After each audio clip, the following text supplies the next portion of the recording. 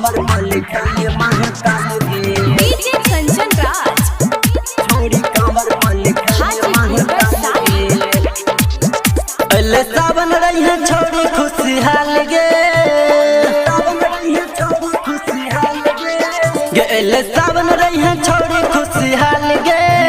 अपना ओढ़नी पल्ली खाले महाकाल गे अपना ओढ़नी पल्ली खाले महाकाल गे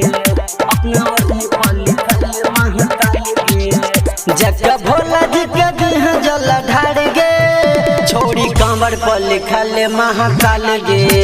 छोड़ी कमर पल्ली खाले महाकाल गे छोड़ी कमर पल्ली खाले महाकाल गे छोड़ी कमर पल्ली खाले महाकाल डीजे कंचन राज छोड़ी कमर पल्ली खाले महाकाल गे हे गे गेरुआ रंग कपड़ा ली हम माथा बापे पहटी साला फीकी चाहिए छोड़ा लंग सटी सहटी हे गे गेरुआ रंग कपड़ा ली हम माथा बापे पहटी साला फीकी चाहिए छोड़ा लंग सटी सहटी जगत देवा घर में करी है तू बवाल गे जगत देवा घर में करी है तू बवाल गे छोड़ी ओढ़नी पल्ली खाले महाकाल गे छोड़ी कमर पल्ली खाले महाकाल गे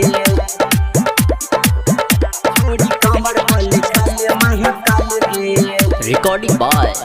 SSK म्यूजिक सहरसा। छोड़ी कमर पल्ली खाले महाकाल डीजे कंचन राज छोड़ी कमर पल्ली खाले महाकाल गे अरे डीजे पर नचिया छोड़ी कमर हिलाई के बड़ा खुश पैबे भोला जी के जल चढ़ाई के